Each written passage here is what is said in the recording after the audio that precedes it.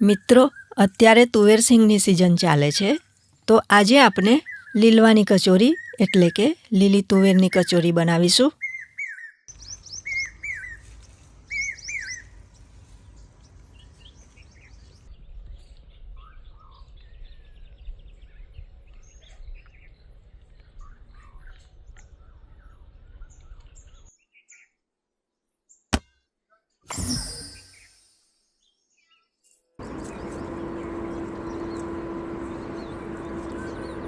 વાહ, સત્યમ શિવમ સુંદરમ. ફરી એક અલૌકિક સૂર્યોદય સાથે નિસર્ગના ખોળે આપ સૌની પ્રિય વાનગી લીલવાની કચોરી બનાવીશું. સૂરજ થોડોક ઉપર ઉઠે એટલે શરૂઆત કરીશું. ત્યાં સુધી થોડો બર્ડ વ્યૂથી આસપાસનો નજારો જોઈશું.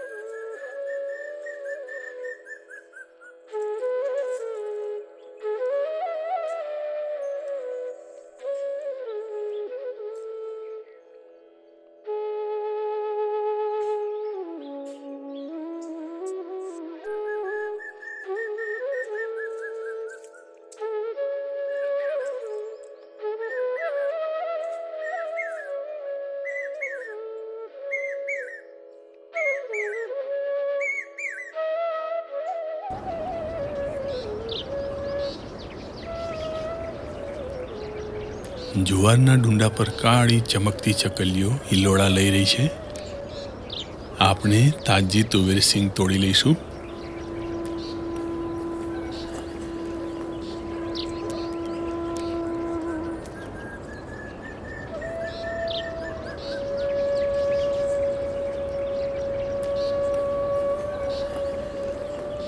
તુવેર દાણા જેટલા તાજા અને કુમળા હશે એટલો માવો સરસ બનશે.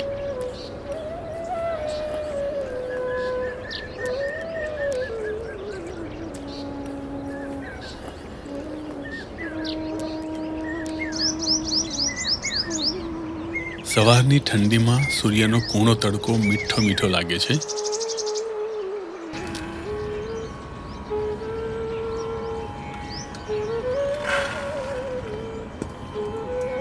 ચાલો, એક મિત્ર આવી ગયા છે.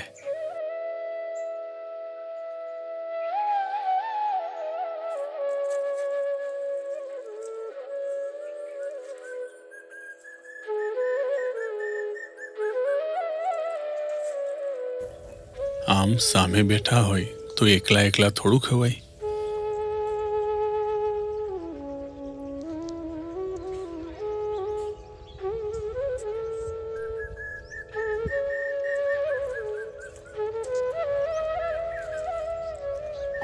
તુવેર દાણાને ધોઈને મસાલા કટરમાં પીસી લઈશું. તમે ઘરે મિક્સરમાં પીસીને માવો તૈયાર કરી શકો છો. લીલી તુવેરના દાણામાં પોટેશિયમ મુખ્ય ઘટક છે, જે બ્લડ પ્રેશર ઓછું કરવામાં મદદરૂપ થાય છે. હાઇપરટેન્શનવાળા મિત્રોએ સિઝનમાં પોતાના રોજિંદા ખોરાકમાં લીલી તુવેરના દાણા લેવા જોઈએ. લીલી તુવેરમાં ફોલેટ પણ છે. ફોલેટ એટલે ફોલિક એસિડ અથવા વિટામિન B9. લીલા મરચાંના ટુકડા કરી પીસી લઈશું. પ્રેગ્નન્સીના શરૂઆતના 2-3 મહિનામાં ડિવિઝન પામેલા કોષોને મૂળ કદમાં વિકાસ પામવા માટે વિટામિન B9 એટલે કે ફોલિક એસિડ ખૂબ જરૂરી વિટામિન છે. ફોલેટ એટલે કે ફોલિક એસિડ એ બ્લડ હોમોસિસ્ટિન લેવલને નીચું રાખવામાં મદદરૂપ થાય છે, જેથી હાર્ટ એટેકનું જોખમ ઓછું થાય છે. લીલી તુવેરમાં કેલરી ઓછી અને ફાઇબર વધુ હોવાથી વજન ઓછું કરવા માટે રોજિંદા ખોરાકમાં લઈ શકાય. પોટેશિયમ બ્લડ પ્રેશર ઓછું કરે, ફોલિક એસિડ હોમોસિસ્ટિન લેવલ ઓછું કરે અને ફાઇબર કોલેસ્ટેરોલ ઓછું કરે છે.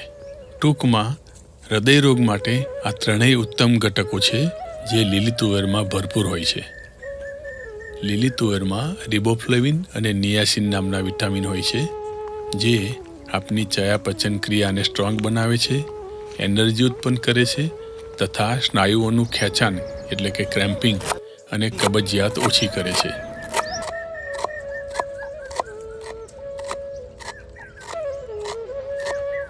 લીમડો પાનખરમાં ઉઘાડો થઈ ગયો છે અને તડકો વધ્યો છે તો અમારે અમારી બેઠક થોડી શિફ્ટ કરવી પડશે.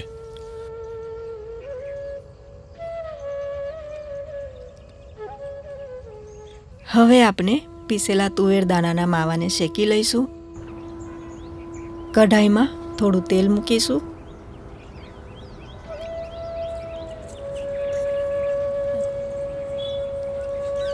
જીરું ઉમેરી પીસેલો માવો ઉમેરીશું.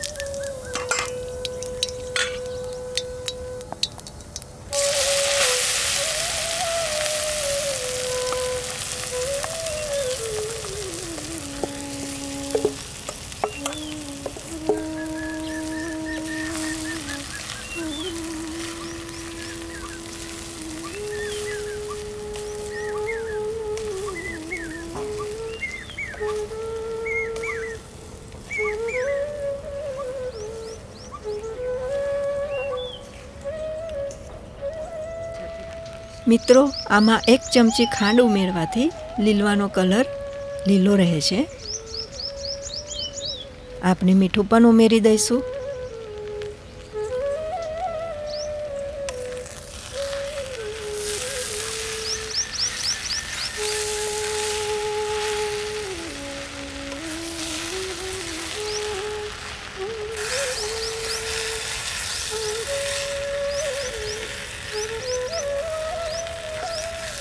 અધકચરો માવો શેકાઈ જાય એટલે લીલું લસણ ઉમેરી શેકાવા દઈશું.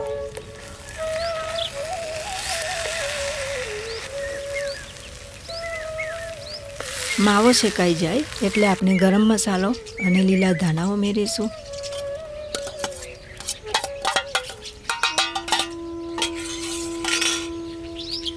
ખાંડ ઉમેરીશું.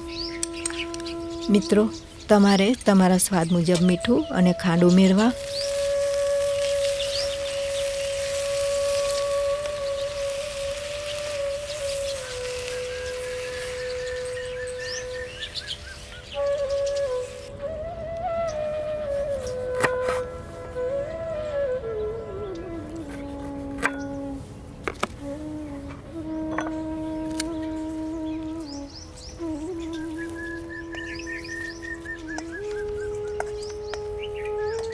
એક થાળીમાં માવાને ઠંડો કરવા મૂકીશું અને લીંબુનો રસ ઉમેરીશું.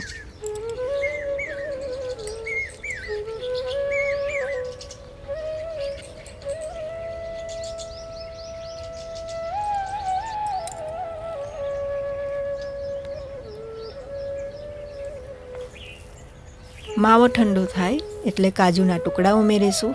તમે એમાં કિસમિસ પણ ઉમેરી શકો છો. આપણે પહેલાં લોટ તૈયાર કરી લઈએ, પછી ગોળા બનાવીશું. આપણે ઘઉંનો લોટ લીધો છે. થોડું મીઠું ઉમેરીશું.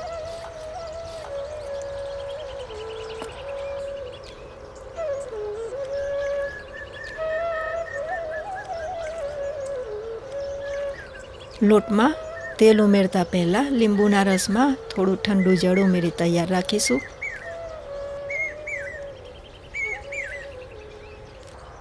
તમે ઘી પણ વાપરી શકો છો. મોહન ઉમેર્યા પછી આ રીતે મુઠ્ઠી વડે એવો લોટ રહેવો જોઈએ, જેથી કચોરીનું પણ કડક રહેશે.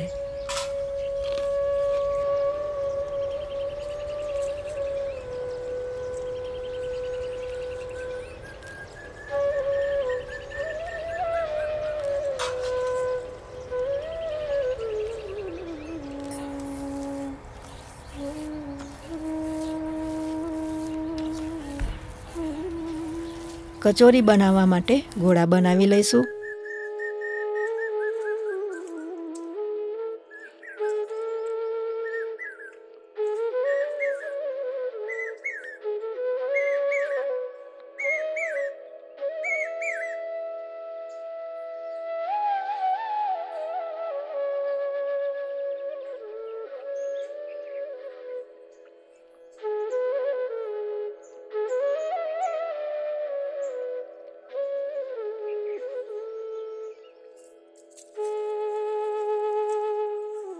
લોટનો નાનો લુવો લઈ પાતળી નાની પૂરી બનાવી માવો મૂકી આ રીતે બધી કચોરી બનાવી લઈશું.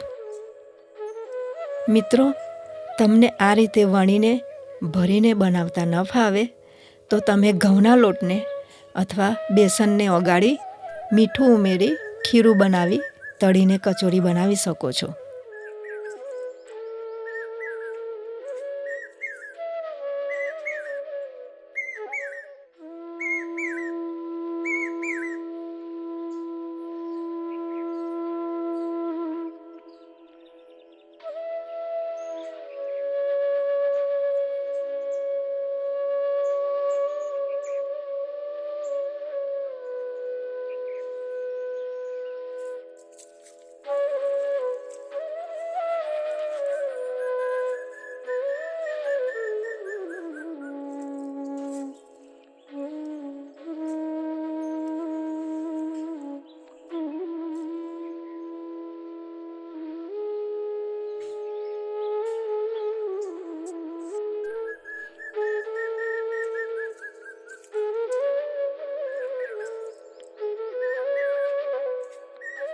કચોરીને એર ફ્રાયરમાં શેકવામાં આવે તો હૃદયરોગ અને વધુ વજન ધરાવતા વ્યક્તિઓ બિંદાસ્ત રીતે ખાઈ શકો છો.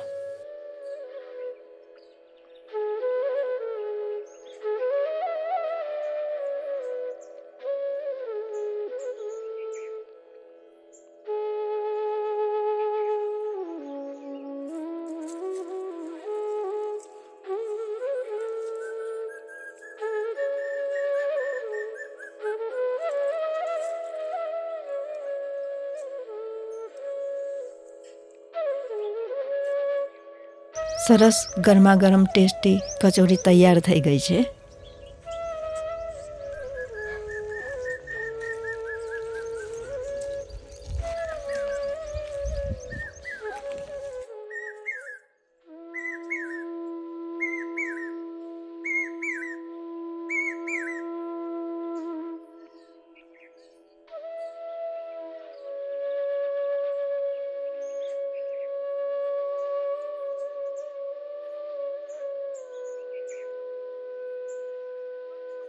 અલ્યા, આળસની પણ હદ હોય ભાઈ.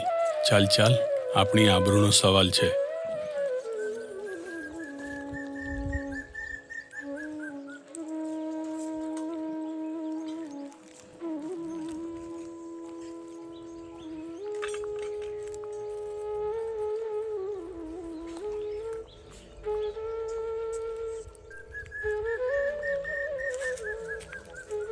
કચોરીને તમે ટામેટો કેચઅપ અથવા ખજૂર આમલીની ચટણી સાથે ખાઈ શકો છો. અંતમાં ડ્રોન શોટ સાથે વિરામ લઈશું. નેક્સ્ટ વિડીયોમાં ફરીથી મળીએ. જય ભારત, વંદે માતરમ.